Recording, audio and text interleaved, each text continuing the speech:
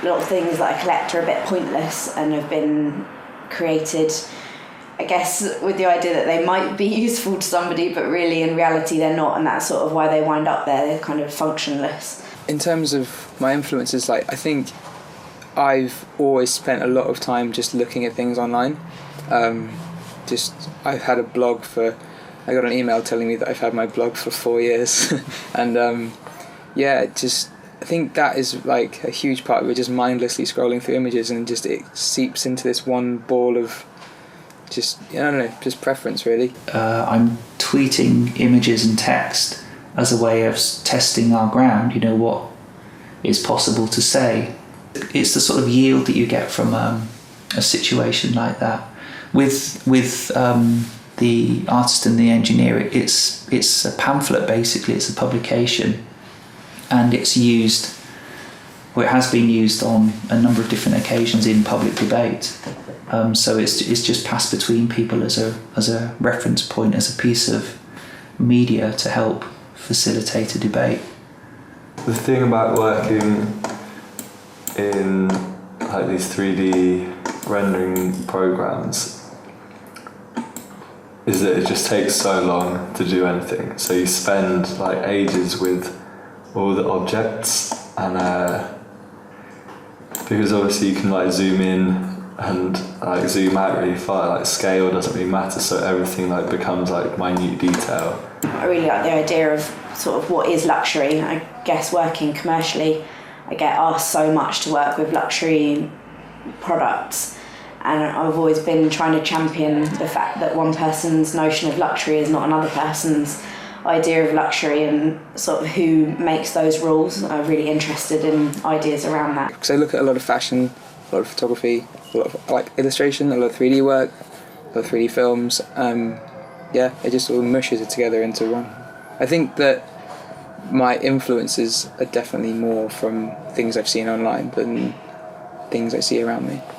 You also have to spend a long time developing the materials for each one, so you learn about frosted metal from putting in the refractive index and things like that. So I guess you learn materials in a much different way to how you'd learn about them if you were feeling them, or actually working with them physically. I really like the idea of sort of a genuine fake, something that pretends to be something that it's not. Whether that's, so I've got some carpet that wound up in my Selfridges window it's like a wooden print carpet, and it's a hallway runner. And I just really like the idea that you'd have a real wood floor with a laminate floor with the carpet with the print on top. There's something about that sort of domestic element that I always want to bring through into my work, that I guess people sort of capture something from that and they take it and it makes sense within the real world, but then it's taken back out and put with things that don't make sense anymore, that sort of give you a sort of sense of time of place or a sense of nostalgia. And that's where the collections are always sort of rooted to. They all end up having this, they end up feeling hollow and kind of surface, even, wood on here has something kind of spooky about it, or slightly dead. It wouldn't have the warmth of like a old bit of wood in real life. Also, just in terms of value, like monetary value, it's like the opposite of real life, because an apple could cost like $50 to buy on the stock website, but you could make like a huge house out of concrete for like just yourself really easily.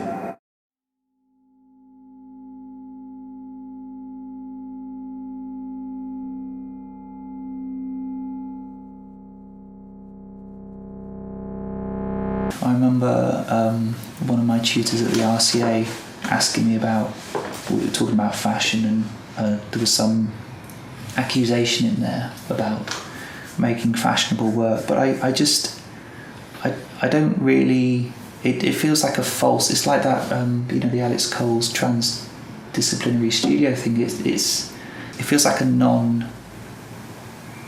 or a sort of binary opposition to have in your system. It exists.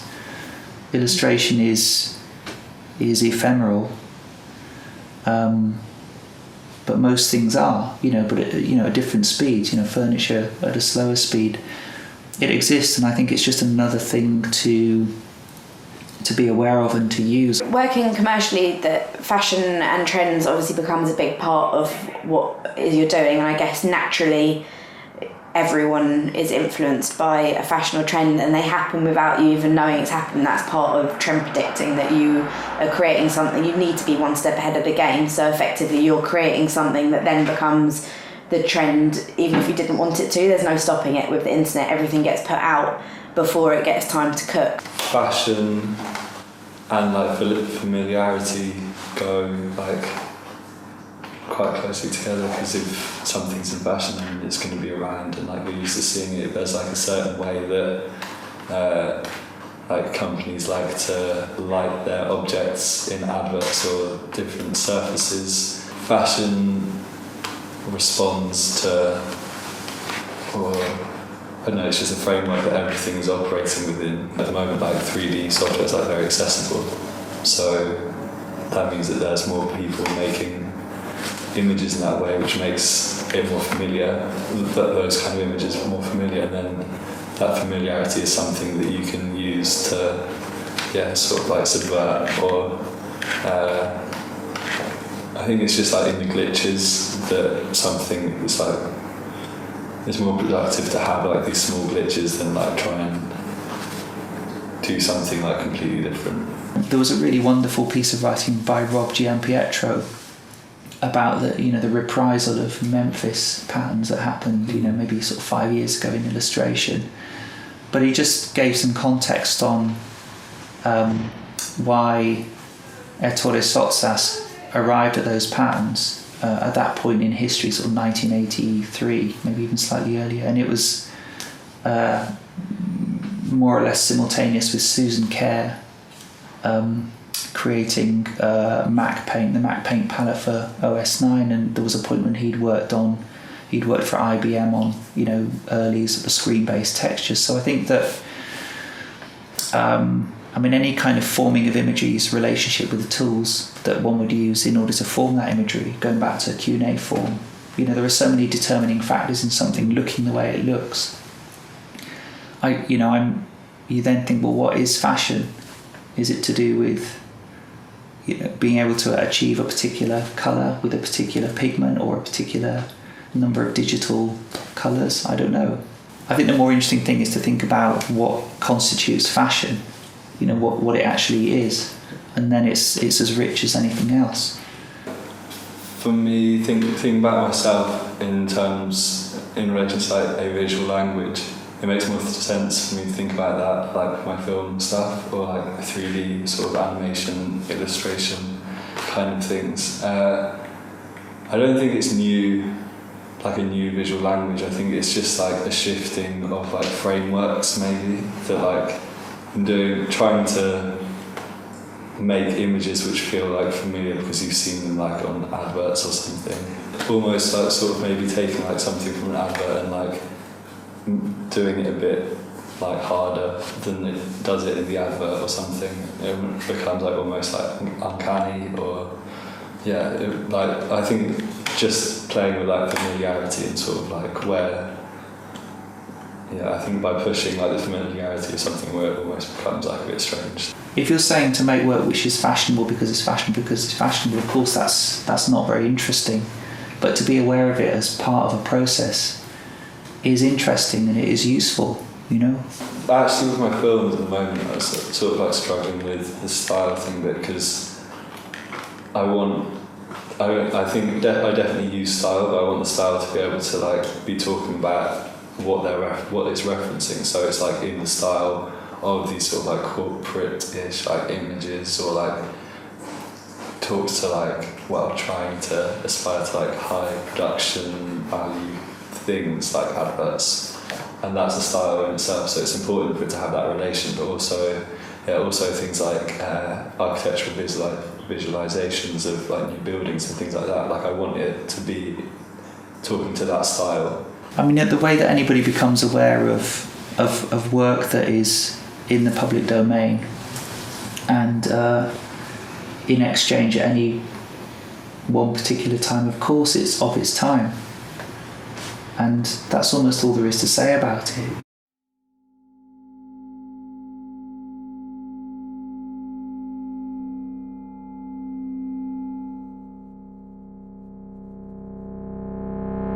I think for me, like, I have two distinct ways of making work, obviously, like you just said, and in terms of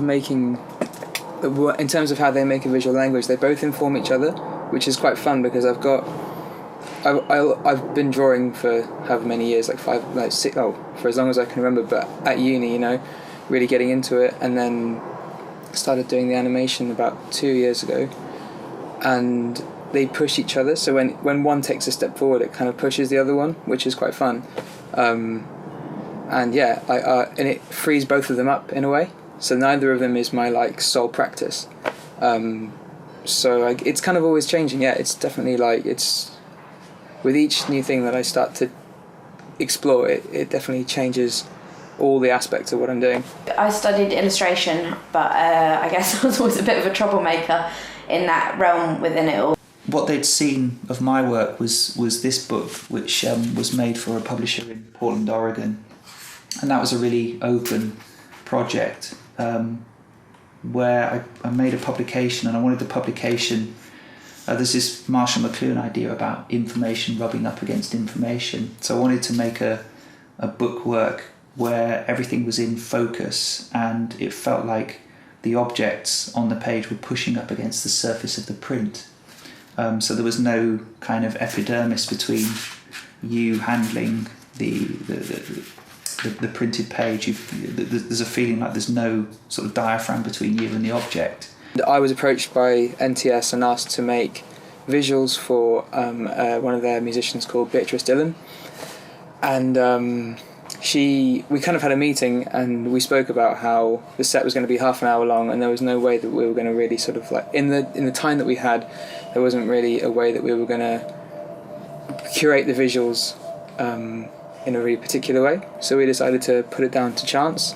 So a photographer named Anne Tetzlaff went and made loads of field recordings and filmed in really mundane sort of places in Germany, and I made a load of animations, and we didn't really discuss it, and the way that the final piece came together was for us just to sort of like clap them together with like just sort of put them in a random sequence and then just like combine them. So it's more to do with illustration as an action, and illustration being sort of inert, but then only truly active when it's in the hands and the eyes of I'm going to say the user, because I think the last couple of years I've read quite a lot of material around product design methodology and a notion of the user and a notion of some sort of interface. I do see myself as an illustrator, yeah, I do. I see myself as an image maker, even though I'm not the person that makes the image, because I guess the photographer is. I see myself as an artist. I'd actually just really hate sort of boundaries that get put out, because I feel like they're put out by somebody that maybe is not even making work in the first place. So why, as a fine artist, you don't get told that you have to be well, you do in university. It's an educational system thing. You get told you need to be painting or sculpture or printmaking. I don't see why, because when you get out into the real world, it's just a medium. It's not a discipline that you necessarily have to adhere to. I've always been really, really interested in a space between, typographic tools and illustrative tools, and that sort of ornamental space in between, which we've talked about quite a bit before. So the possibility that you can make a system of glyphs or whatever you want to call them, and then put it into somebody else's hands, and for them to be able to use as they wish, and also for it to be a sort of skeleton that can constantly be tuned and adapted, and new sets or new variants created according to need. That's really interesting as well. So that's in a more sort of slow burn way that it's active, I think. So we decided that I was going to just make things which are kind of a bit useless, and just sort of loops of animation that just kind of were a bit of things that were useless. It's now maybe reached a point. I mean, if it's like a race with art practice, I think it's at a moment now where it doesn't need to be fine art light, because the most interesting art that I'm aware of is or the most interesting artists that I'm aware of, they always have a sense of context. They don't work in a sort of contextless way. The idea of somebody standing in a studio and coming up with stuff, it's a fallacy in any contemporary art of note. Its understanding of itself formally still feels way behind to me, or it has felt way behind. There's still a sense in which an illustrator she or he has to prove their own talent.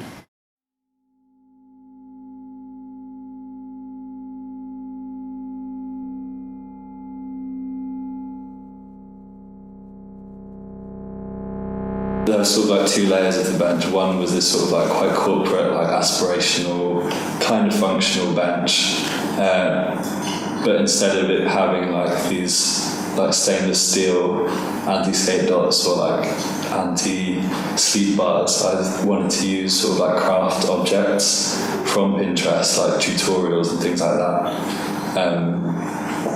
as sort of signifiers of some sort of social care, because they're these little moments of care or love. I do consider myself a crafts person. I really enjoy making stuff. I really enjoy getting to know other people and using the knowledge they've got. And I see a lot of the things that I make when I'm working with, I'm not even necessarily a crafts person, an engineer, a manufacturer. There's so many different areas that it falls into that it does become a collaborative process. And the information they've got, I could spend the rest of my career trying to find out about that or learning how to make neon, but I'm still never going to be as good as them. They do it every day. So I might bring something to the table that they never thought about using in that capacity, and they'll bring something back, as in the limitations or pushing, what I've got into a different, they might suggest, but you could do it like this, and that would be a better way. And I actually really enjoy those interactions within my work. There is a craftedness to the work. I'm interested in materials, and even I've been working a lot on screen again, a lot with type, and a lot with drawing again, and finding a way to coalesce some of the things that I've understood about working with materials in the way that I work on screen and with imagery again. So there's I think I've got a kind of propensity to be quite painstaking with materials and work, but at the same time knowing that isn't particularly helpful in the process that, for the process that I want to have. So I think now it's become much more thinking about ways in which I can prepare materials and prepare components almost that then can be used very quickly in response and in exchange, and a sort of fast turnover, so that they really feel as if There's a kind of mobility there. I think craft comes into it as a sort of like conceptual development stage for me, or like when I'm making a film by myself, like it feels like craft. Like I take pleasure in trying to make realistic looking things on the computer, and like that's definitely a craft. Like it's something you can practice and get good at, I think. And that, so I mean, when I'm making a film, it feels more like painting or something like that. But then when I'm doing something which is sort of like more from a director's role, I guess, an awareness of craft in terms of just like caring about materials and caring about how they like work. Working a lot with 3D print and then getting things cast from that. So there's like a brass column that is an experiment as a 3D print, and sort of it came from a show that I did with WGSN, that is a trend forecasting agency, and they asked me to make a body of work for their hallway about really open, brief, old meets new. So I was looking at architecture and just sort of the basics of architecture in the column as a form. I really like the idea how people have taken that and then it becomes reused, and is in certain bits of furniture. It's like a, you know, iconic thing that has sort of stood this test of time, but is taken out of being like in a grand architectural monument or whatever, and is taken into the home, but still represents all of that.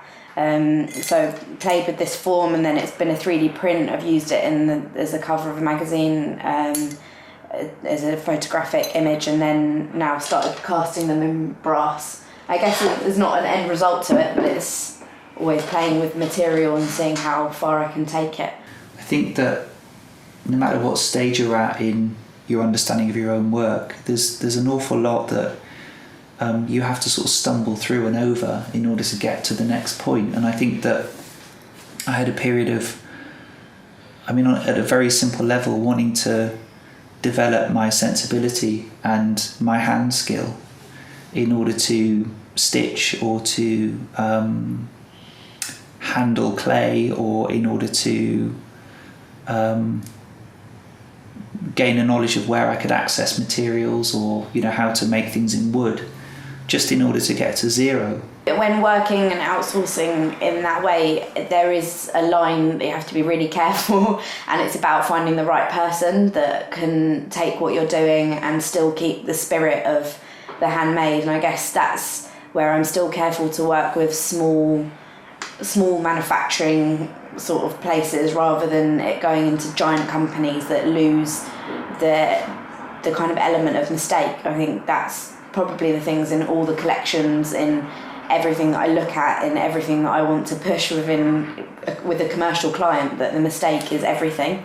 And if everything is perfect, then it just becomes quite boring. When we did our master's courses, there was some idea of being experimental with illustration without any kind of, it's a sense of moving away from application, the kind of yoke of having a brief, or the yoke of needing to talk to like a third party, or an art director about what you're doing and have to make changes. And that was somehow the enemy of expression and creativity.